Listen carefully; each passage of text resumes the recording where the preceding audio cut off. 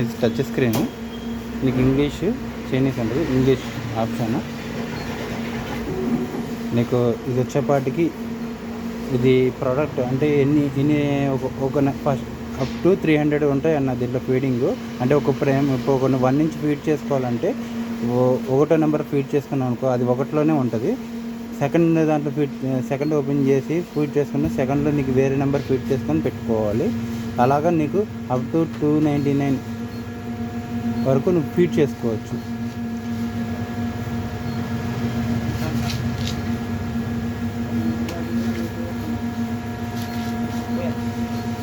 Up to 299 వరకు feed చేసుకోవచ్చు.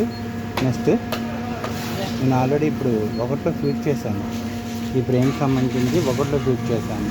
2 వచ్చేపాటికి నాకు పెద్ద ఫ్రేమ్లు ఉన్నాయి, ఆ పెద్ద ఫ్రేమ్ ఫీడ్ చేసుకున్నాను. అలాగా ఒక్కొక్క నెంబర్లో ఒక్కొక్క ఫీడ్ చేసుకుంటాం. ఇది వచ్చేపాటికి ప్రోడక్ట్. సెకండ్ అంటే అవుట్పుట్, నువ్వు ఈరోజు ఎన్ని ఫ్రేములు పిన్నింగ్ అనేది అది అవుట్పుట్ వస్తుంది. ఇది ఒకటి ఇచ్చేపాటికి స్పీడ్, పిన్నింగ్ స్పీడ్ ఏ రకంగా స్పీడ్లో రావాలో ఇది స్పీడ్ 1 to నుంచి 12 వరకు ఉంటుంది. స్పీడ్ పెంచుకుంటే మెల్లిగా మీకు హై స్పీడ్ వరకు వెళ్తుంది. ఇది వచ్చి స్పీడ్.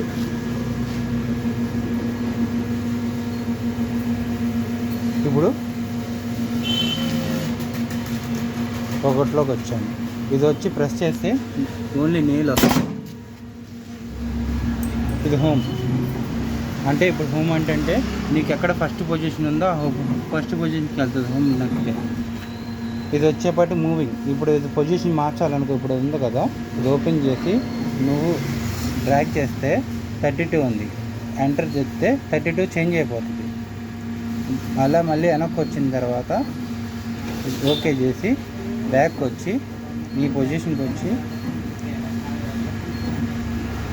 సెట్ నొక్కితే పొజిషన్ వచ్చేస్తుంది. ఇప్పుడు పిన్ నీకు ఒక చోట 2 కావాలనుకో, ఇక్కడికి వచ్చి ఎక్కడ 2 కావాలో ఆ 2 పొజిషన్కి వచ్చి 2 నొక్కితే నీకు 2 సెట్ ఓకే అవుతుంది. 1 కావాలంటే 1 నొక్కి ఓకే నొక్కితే పొజిషన్ ఓకే అవుతుంది. టచ్ ఇప్పుడు నీకు పిన్నింగ్ వేసి చూపిస్తాడు. దీంట్లో స్పెషల్ ఏంటంటే ఇది నువ్వు దూరం పెట్టినా ఈ ప్రెస్ అయ్యి ఫ్రేమ్ దగ్గరకు వస్తుంది. ఒకసారి చూడు.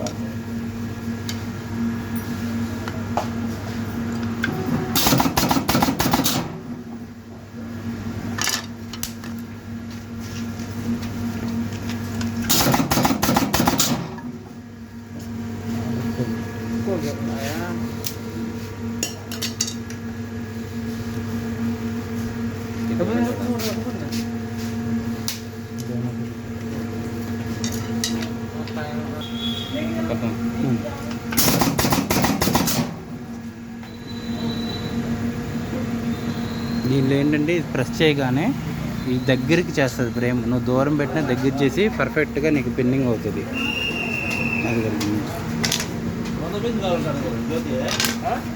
మామూలుగా పెట్టినా నీకు ప్రెస్ చేసి నీకు దగ్గరగా తీసుకుంటుంది. నీకు ఫినిషింగ్ కూడా పర్ఫెక్ట్గా వస్తుంది.